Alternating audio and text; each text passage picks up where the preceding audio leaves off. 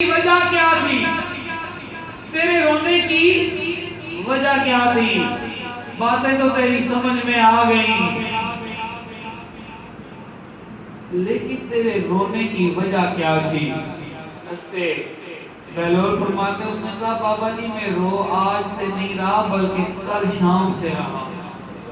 اور رو ان کی وجہ سے نہیں رہا، میں نے کل شام کو اپنی ماں کو چولہا جلاتے ہوئے دیکھا تھا۔ کل شام میری ماں نے جب چولہا جلایا نا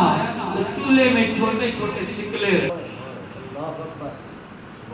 میرے دل میں دوزخ کی یاد آ گئی،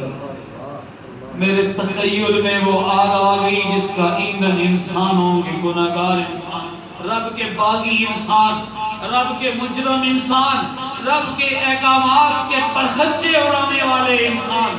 رب کے دین سے غافل انسان، اپنی نفسانی خواہشات اور شیطان کی راہوں پر چلنے والے انسان، وہ آگے میں ڈر گیا بابا جی کہیں گناہگاروں میں کو جلانے کے لیے اللہ تعالیٰ بھی پہلے میری ماں کے فرمولے پر عمل کرتے ہوئے چھوٹے گناہگاروں کو نہ رکھے آگ میں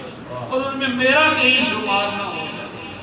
حضرت بہلول فرماتے ہیں جب اس نے یہ بات کی تو میرے تو ہوش ہی نہ رہے، میں اتنا رویا کہ بے ہوش ہو گیا۔ کچھ وقت کے بعد مجھے ہوش آیا، کیا دیکھتا ہوں کہ ہجوم ہے میرا میرے ارد گرد، ہجوم ہے لیکن وہ شہزادہ نہیں ہے۔ میں نے ادھر ادھر دیکھا کہ وہ کدھر گیا، آئے میں نے تو اس کا نام بھی نہیں پوچھا، کدھر گیا؟ فرماتے ہیں میں نے لوگوں سے پوچھا وہ کدھر ہے،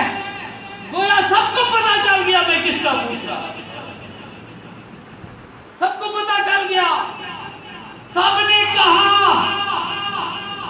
میرا سوال تھا کدھر گیا ہے، سب نے کہا یہ نہیں پتا آتا کدھر سے ہے جاتا کدھر سے ہے، ہاں اتنا پتا ہے آل حسین میں سے ایک لڑکا، نعرہ تکبیر، نعرہ حیدری، آل حسین میں سے ایک لڑکا ہے۔